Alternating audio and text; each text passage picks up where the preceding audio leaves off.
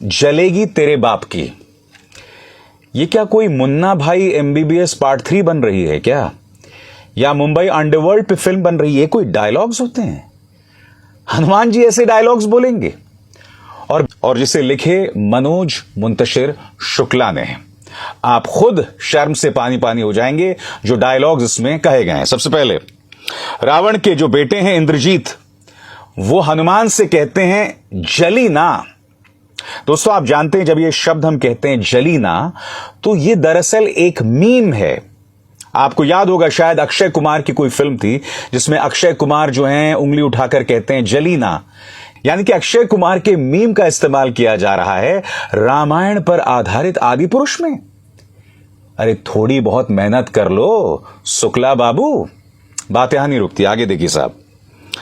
हनुमान जी जवाब देते हैं, कपड़ा तेरे बाप का, तेल तेरे बाप का, आग तेरे बाप की, और जलेगी भी तेरे बाप की।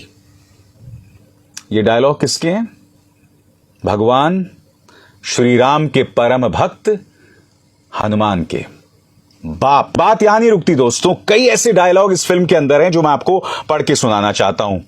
आगे देखिए, तेरी बुआ का बागीचा है क्या जो हवा खाने चला आया। आगे देखिए साहब, जो हमारी बहनों को हाथ लगाएगा उनकी लंका लगा देंगे। रामायण को लेकर एक शुद्धता होती है दोस्तों, एक पावन भाव होता है, एक श्रद्धा होती है हर इंसान के। बात यहां नहीं रुकती, आगे क्या डायलॉग्स हैं। आप अपने काल के लिए कालीन बिछा रहे हैं, ताली बजाऊं? आगे सुनिए, मेरे एक सपोले ने तुम्हारे शेषनाग को लंबा कर दिया, अभी तो पूरा पिटारा भरा पड़ा है। लंबा कर दिया, अक्सर इसका इस्तेमाल जो होता है किसी को बेहोश कर देना या किसी को मार देना, मगर क्या रामायण में इस तरह की टपोरी भाषा का इस्तेमाल? दोस्तों कभी कभी मेरे दिल में ये ख्याल आता है कि ये बॉलीवुड वाले वाकई इतने नालायक हैं या ये ढूंढ ढूंढ कर नालायकियां करते हैं।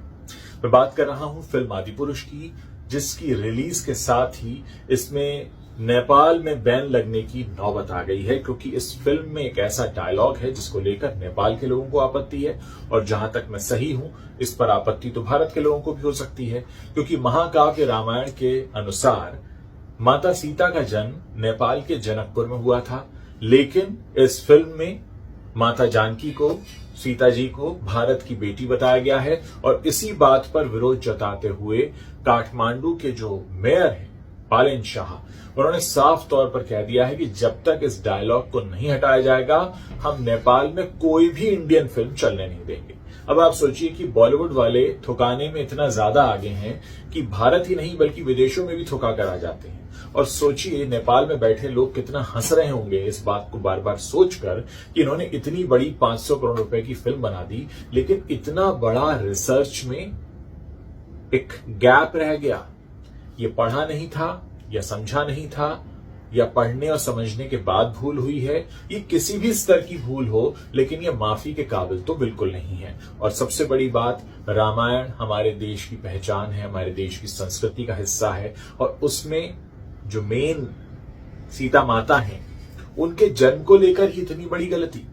अब आप सोचिए कि अगर इतनी गहन रिसर्च के बाद 500 करोड़ रुपए की फिल्म में इतनी बड़ी भूल रह जाती है, तो आप सोचिए कि सीरियसनेस कितनी होगी, सिंसियरिटी कितनी होगी, गंभीरता कितनी होगी। और ये बताने के लिए भी हमें नेपाल के काठमांडू शहर के मेयर का इंतजार करना पड़ रहा है कि कब वो कहें, कब वो हमारे कान पकड़ें और फिर हम गलती को सुधारें। ऐसा ना हो कि इस फिल्म को देखने के बाद लोग एक एक करके बाहर निकलें और तरह तरह की इसमें कमियां खामियां बताने लगें, तब क्या कहा जाएगा। ये बहुत शर्म की बात है, और शर्म से सर झुकना भी चाहिए कि अगर आप इतने बड़े महाकाव्य पर, जो 140 करोड़ भारतवासी हैं जिनके घर घर में रामायण बचपन से पढ़ाई जाती है, बताई जाती है, उसमें आप इतनी बड़ी भूल कर रहे हैं, इसका मतलब ये कि आपको जिम्मेदारी का एहसास बिल्कुल नहीं है। साथ ही इस वीडियो को शेयर भी कीजिए ताकि ज्यादा से ज्यादा लोगों तक ये सच पहुंच सके। मुझे इंतजार रहेगा आप सभी लोगों के कमेंट्स पढ़ने का।